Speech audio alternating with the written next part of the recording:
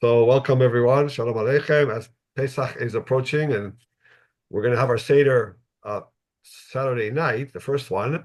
I thought we'll discuss something from the Haggadah, and that might offer us an opportunity to talk about that during the Seder. And I'm going to talk about the opening of the Haggadah. So, how does the Haggadah open? What is the uh, paragraph that opens by which we introduce the Haggadah? And I'm not talking about the first thing we do. So of course the first thing is the Kiddush, but we do Kiddush every holiday. So really my question is, what is the first thing that we do special for Pesach, and we're reading a text? In other words, what text, what text would you open the Haggadah with? So I'm going to show you my PowerPoint and discuss those first words.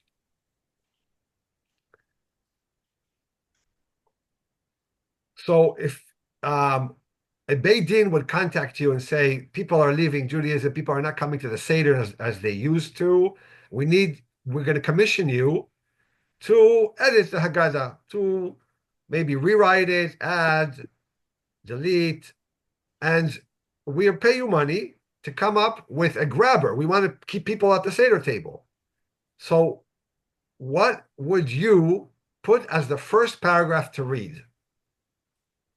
I'm interested to hear your thoughts, because then we'll see how the Haggadah opens up. So, any ideas? Can't remember. What would you say? Not what the Haggadah does. How would you open the Haggadah if you were now editing the Haggadah? You were you were commissioned to write a new Haggadah or to update it, and after everybody did the Kiddush, and we did the karpas, we ate a little bit, so people are not that hungry. And now we're at the Magid section. We're going to tell the story of Yetziat Mitzrayim. How would you open it? We made it. Okay. No. So focus on the we're free, or we're out of Egypt. Yeah. Okay. Any other ideas?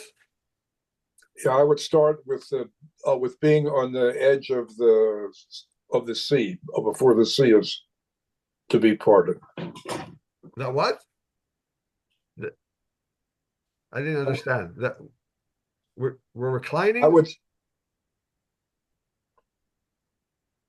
What paragraph would you think is important? What idea? I don't hear you, Aaron. So here. I mean, I'm not even sure this isn't the Haggadah. It's the splitting of the sea is in the Haggadah. Yeah. Okay. Yeah. So I would say I would say something like thousands of Jews are trapped on the side of the Red Sea, and the Egyptian army is behind them. Okay. So, okay. Something like so, Israelites are in trouble, and there's trouble, and then a miracle saves them. Okay. So the focus on the miracles. Okay. No, focused on the danger, not on the. Okay. Trouble, danger to the Israelites. Okay. A suspense. I like that. Keep everybody in suspense. Okay, but we know what happened in the end, so I mean it's kind of right. Okay. Yeah. Right. Okay. I was going to say, we were slaves in Egypt. We were what in Egypt? You're slaves. We were slaves. Okay. That's what it said. So so now we're getting close. So now, thank you for these ideas. And let's see how the Haggadah, the editors of the Haggadah decided to open the section. So here it is for you. This is our opening paragraph. And it's 4 ideas or 4 statements. The first one is halachma aniyah. We point to the matzah and we say, this is the bread of poverty. Other translations, affliction. I saw others, bread of oppression, that our ancestors ate in the land of Egypt. So it's close to your idea, Sharon. They were slaves. and they ate this lechem oni, or it's Aramaic, lachma anya, bread of. So the focus on what they ate, interesting. Then we don't expound on that. We don't continue the idea of, how terrible it was to be slave. Look at number 2. Kol dichfin yetei v'yechol, kol ditzrich yetei v'yifsach. All those who are hungry, let them enter and eat, and all who are in need, let them enter and celebrate Passover with us. So we're immediately thinking about those who don't have right now things to eat. Those who are hungry now, and we're inviting them into our home. Then there's statement number 3.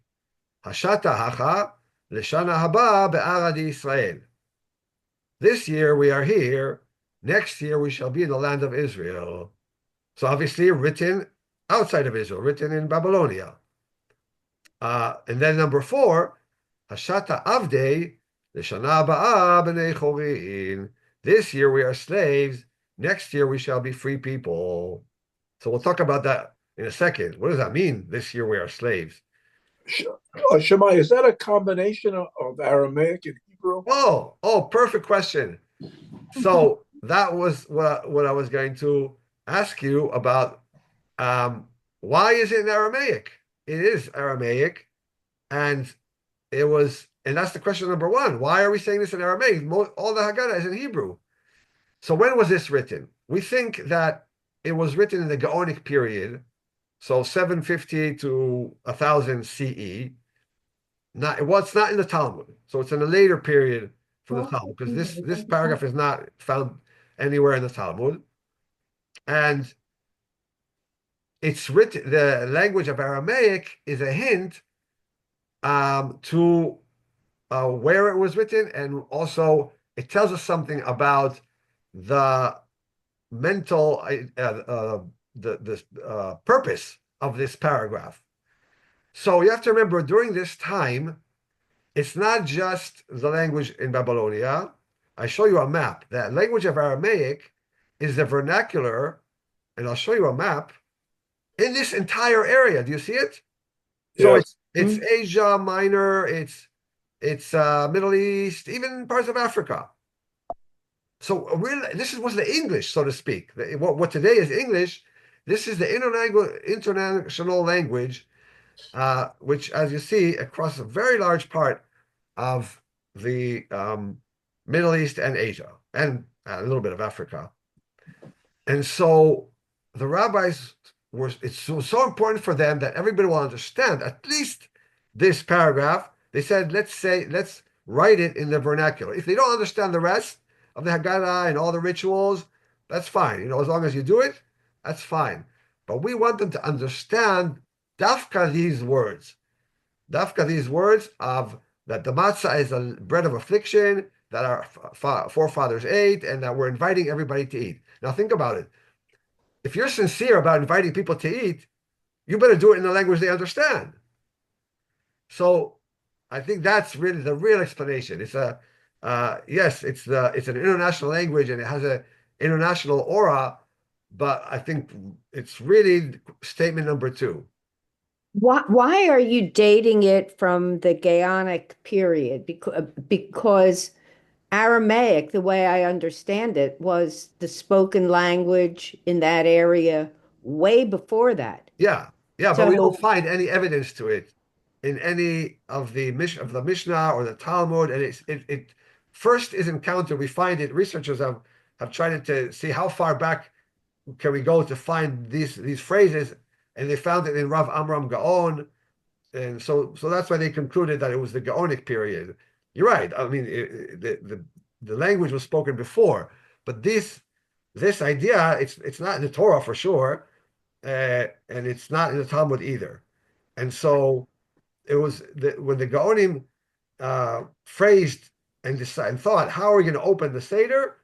They came up with this idea that all the rituals really are not worth it if we don't actually behave better than the Egyptians and say, okay, if there's people who don't have a place to eat, let them come and eat. That's the first thing. That's the first thing we announce, right? After the pointing to the matzah, after statement number 1. And if you say in a language that they don't understand, that's insincere. Then that's just lip service. You have to say it in a language, right? So I think it's a mitzvah to say it in English today, that everybody at our table will understand at least these four statements. And so that's what I'm going to do this year. Make sure to say it in English. Because that was their intent. That was their intent. They said we're gonna. The rest of that Haggadah, fine. You can leave it in Hebrew, optional. So you want to translate a little bit, help people understand, discuss, fine. But this, they made it a point to put it in Aramaic. So now, why is the matzah called lachma anya, right? A bread of affliction. What does that mean? Bread of affliction. So most commentaries they see it. Oh, so we have Abu Draham from the Middle Ages. Do we have a volunteer to read Abu Draham? Okay, the poor eat matzah because it takes time to digest, you think, and they will not be hungry as often. Also, it is easy to prepare, so those who are hungry will not have to wait long for it to be baked when they return home to eat dinner. We begin the Seder with this statement, Halach Ma'anya, so that the needy who come to our home on Passover will not take offense at the type of food that we are serving them. They might assume that the reason we are serving matzah is because this is the common fare of the needy. As a result, they might take offense and refuse to come to our homes. We therefore begin by explaining that this is the type of food our ancestors ate in Egypt and that we are following their example on this night. So thank you. So beautiful idea here, not to insult people, not to say, you're poor, you're needy, so we're going to eat poor people's food. No, it has nothing to do with inviting the poor. We're eating this as a memory to commemorate what our ancestors ate, and so we need to make that clear, because our actions sometimes have unintended consequences, right? There's a lot of unintended consequences. If you don't explain it, these people, maybe they've never heard, maybe they've never been to a seder. They will take offense, like he says, and they will think that you're condescending. Oh yeah, you're inviting them, but you're serving them, quote unquote, poor people's food. Shammai, this has to be one of the weirdest things I've ever seen. I mean, who would think that we're serving matzah at Pesach because it's poor people's food? Well, I mean, no, if you have poor people at your table, if imagine that most of the year you don't invite them, and then on this night you invite them, and all they see, right? They've never been. They don't know that it's part of your. You're coming with you're already biased. You know it's a mitzvah, but the poor person, he might not know that it's a mitzvah, and he sees what is considered in the society something that the poor eat, typical foods that poor eat, and so that could be very offensive. I can see how that can play out. They also haven't seen the rest of the meal because it hasn't come yet. You're at the beginning, so all they see is this table with some bitter herbs and this undigestible cracker. Right. That's right. Yes, exactly. So, okay. So now that's his opinion, and most people think that that's what the meaning of lechem oni is. That is bread that poor or our slaves eat. But I did find an outlier, a contrary opinion. Rabbi Samson Raphael Hirsch, he says it's just the opposite. It's actually not a symbol of poverty, but symbolizes the process of becoming free and becoming independent. That's how he sees the matzah. And that's why we're eating it. And by eating the matzah, it signifies the process of acquiring redemption and freedom by focusing on the essence of existence, free from external control. I don't see how he ties that to oni. I mean, oni right. I mean, it's nice interpretation, but it says the bread of affliction. It's kind of hard to reinterpret that. Right. So if we go back, I don't see how he can fit that interpretation into these three words. Right. Right. And so far as this phrase, you're right. But really, the symbol of matzah it is exactly what he said, right? It's a symbol of becoming free, right? Yeah, yeah. So he wants to say we're opening the Seder already with the idea of we're becoming free, or our forefathers, our ancestors became free. You want to state that as the first thing. It's a different approach. I think there's even a machlokas here on how to approach it. The most common approach of Abu Draham is let's focus on the misery. Forget. We'll talk about the redemption later, but we want to focus on misery, and that's how that will prompt us to be more sensitive to people's needs today. And that leads you to number two. You see how the Abu Draham clearly is a connection between one and two. This is a bread of affliction of people who are suffering, who don't have enough to eat, who are denied basic foods and basic ability to sustain themselves. And so, what are we going to do about it? Are we just going to, moan about it and complain? No. Let's open our doors. Let's invite somebody who doesn't have enough sustenance. So but according to Hirsch, there's not really a connection between one and two. But now let's talk more about actually statement two. And there's a question that comes up when we parse the phrase. Before that, the ha lachmanya, I saw a very nice interpretation. This ha is a word in Aramaic meaning this, but it's actually a very special word. Think about the sound of ha. Why is it special? How is it different than the sounds of the other letters? Uh, uh, uh, well, What do it does. It sounds like a laugh. Okay, right. Sounds like a breath. You don't have breath. to use your tongue. So Jeffrey, I put his name somewhere. Jeffrey Stein says that ha is really not a letter in any language. It's a breath. Think about it. To create that sound, this word, you don't need to use your tongue. You don't need to learn any language. Just exhale, and you, right? Anyone can do it. You don't even need to need Hebrew, right, or Aramaic. And he says this idea here is that the story of liberation transcends any specific language. It's an international sound. It's just exhaling. And then he adds, we begin the Seder with the sound of the letter Hey, a sound that, according to our tradition and many other ancient traditions, requires no movement of the tongue and therefore has the same meaning in any tongue. According to our tradition, God began creation with the sound of the letter Hey. So now I'm getting to my father, Alav Shalom. He wrote his PhD thesis on relativity in 5 dimensions. He was a physicist. Shmai, I sent it to you to your email now. Oh, wow. Okay. If you look at your email. Yeah. So I'll read the midrash and then I'll show the email. So on his opening page, like the introductory page of his thesis, he quoted this midrash that you see right here. Now, in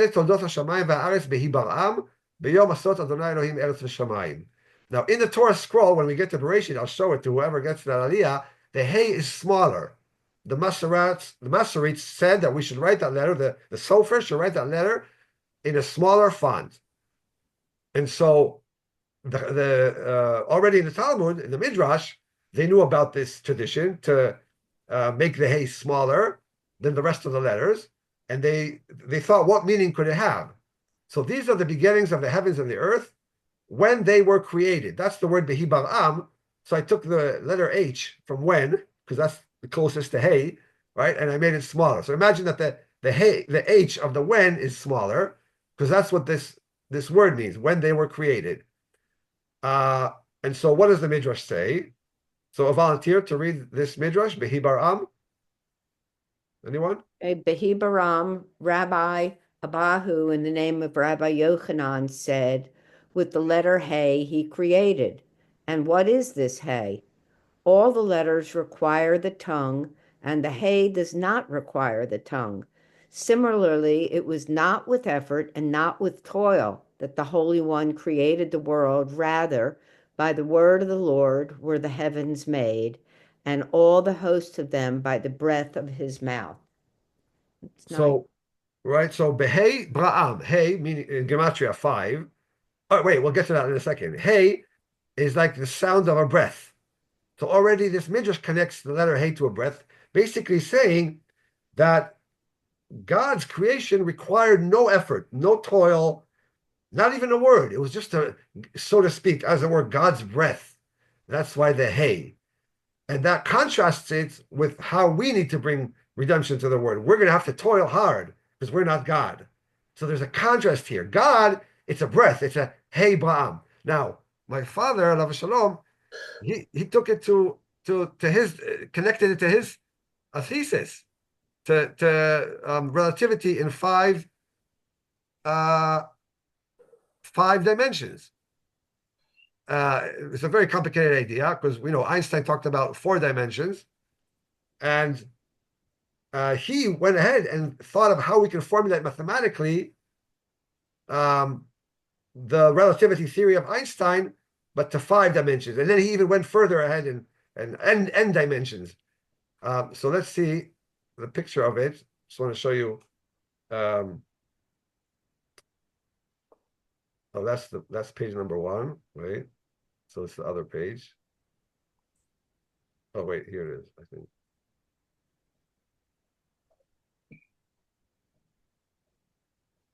It was done with Professor Nathan Rosen, who was a colleague of Einstein.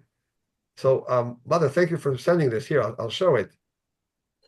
This is a picture from his PhD thesis. Or let's go to the title page.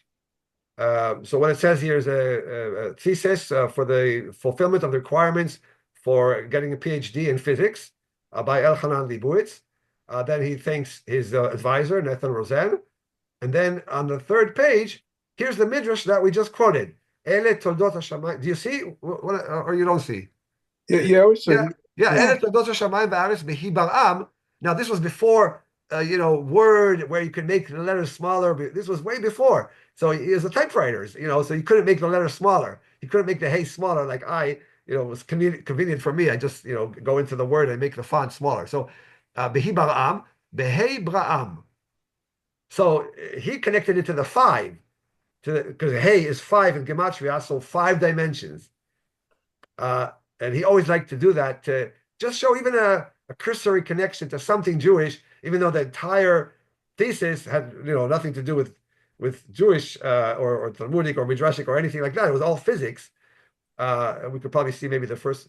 Oh, and then there's another Midrash they quoted, and then you can see the table of contents. It's all physics. So it's the same. So it really reminded me of my father. So ha. So now the connection is ha lachma anya. Ha is a Hey, is a breath, and we're saying God created the word with a breath, but our people, no, so to speak, no toil, no hard work, in contrast to the Israelites who had all this hard work in Egypt, and also indicating to us if we need to change things in the world, it's going to have to be with hard work. It's going to take a lot of effort on our part. So I want to continue and talk about the second statement. So we talked about this, the contrast of God versus humans. And we are encouraged by this, to say to all the people at the Seder, it's nice to think about God effortlessly creating the world or effortlessly saving the people, but we are much different, completely different, 180 degrees. For us to alleviate the suffering in the world today, the hunger, we have to do things. We have to get out there. We have to invite people. And that's what we're doing in the next sentence. And the next sentence, the question is, why the redundancy? So let's read it again. All those who are hungry, let them enter and eat. And all who are in need, called it tzrich, let them enter and celebrate Passover. So my question is, since you started by saying how would we write the opening text, why isn't this verse 2, verse 1? It seems much more logical and much more welcoming to start saying everybody's welcome and come and celebrate with us, and then you go into what we're doing. Interesting idea. I think they wanted a connection to history, to connect, because in many religions we have the idea of charity. And they want, and I think the rabbi said, but we want to connect it specifically to the events of Passover. So we'll start with a verse that is Passover related and talk about the matzah, but only for one sentence, and talk about affliction, and then move to the next sentence immediately to invite everybody. So in other words, the charity is not, ideally, we should all be charitable, but when you connect it to a people's history, I think it's more powerful. I think it's more convincing. I'm doing this because I want to connect to my tradition. I want to learn something from the story of the Exodus. So I'm not going to tell the whole story. I'll just give one sentence about the bread of affliction, and then immediately invite people. So here's the question: why do we need to say both? Why isn't it saying the same thing twice? Can you find differences between the first line and the second line? Well, one is physical need and the other can be a spiritual need. Ah, interesting. I like that. Right. The first is clearly hunger because that's the word dichfin. It's Aramaic for hunger, a hungry person. And also the word yechol is eat, clearly lechol. But the second line you're saying is needs. It could be any needs. It could be Yeah. spiritual needs, mental needs, psychological needs. Very, very nice. Very nice. So I looked at a difference, another difference that we have between the two statements. I'm focusing on the word veifsach, Passover. So who needs to celebrate Passover? Only Jews. So the second line is really intended for Jews who don't have enough food for the Seder. But that wasn't enough for the rabbis. The rabbis thought also universally. They weren't particular like so many rabbis today. They said, wait a minute. Yeah, we want to invite people to do the Passover, but there's hungry people, there's homeless people who are non-Jews. We need to invite them too. And so they added the first sentence, and they actually put it first. Maybe they even thought it's kind of more important. All who are hungry. There's no restriction on nationality here. And so, right, you could say the whole thing is all about celebrating Passover, or you could say it's two separate sentences. The first one is a broad invitation and saying we care about all people who are hungry. And if there's somebody out there, let them come and eat with us. And the second one is, and then specifically, we do have more of an affinity or more of a connection to fellow Jews. And we know that Passover, there's requirements about wine and matzah and maror, and so they might not have enough to buy those things. Well, let them come and celebrate Passover with us. So I think it's not just parallelism. It's not just poetic effect. It's actually intended to show both the particular and the universal. And so I think that's the inviting the Jews and the Gentiles to our Seder table. Now, the most problematic statement. So we don't have a lot of time, so we'll end. But I want to hear your ideas. What does it mean, Hashata Avdei l'shana haba b'nei chorin? But we are not slaves. We are not slaves. We are free people. We enjoy civil rights and we have full political and civil rights. So why are we saying this? We're saying incorrect statements. We're saying untrue statements. So my student, Vicky, came up with the idea. This is her idea. Do you see the picture? Yes. Yes. Yes. Yeah. What do you think she meant? Yeah. We're addicts. Yes. Yeah. A lot of different addictions. Yes, there are exactly. There are very, very different. We do have addictions today. We are, in a sense, slaves to our devices. So maybe that's a wake-up call. Maybe we're saying Passover, time to put our devices down and behave like free people. I like that idea very much. And I'll end with one more idea. So that was her idea. And finally, I want to point out to you that we're not actually saying we are people. Look at the verse again. I translated to you, and all the translations do this, and they're biased. There's no we. Look at it. Hashata, that means now. Avdei. It didn't say anachnu avadim. It didn't say anu or any pronoun. So if you really want to be, parse it and be focused on the exact language, all what we're saying here, which is true, there are slaves. There are people who are lacking, who are under occupation, who are lacking basic freedoms in the world. And then the ending is also, it doesn't talk about we. Look at it again. L'shana haba'ah, right? We want to be really accurate here. What is the Hebrew saying? Well, Hebrew Aramaic, kind of a mix here. Next year, b'nei chorin, free people. That's the term for free people. It doesn't say we. So we're hoping that all people will be free, including Palestinians who are living under siege and under occupation. Because if they're not free, then we are not free either. And I think that's an important idea to end with. So thank you all for joining us. Thank you, Shemai. Okay. Thank you, Shalai. Yeah. All right. Chag So Chag Sameach. Sameach. Chag Sameach. Thanks, Okay. everybody. And thank you for those insights. Thank you. Okay, good Okay. night. Good Good night. night.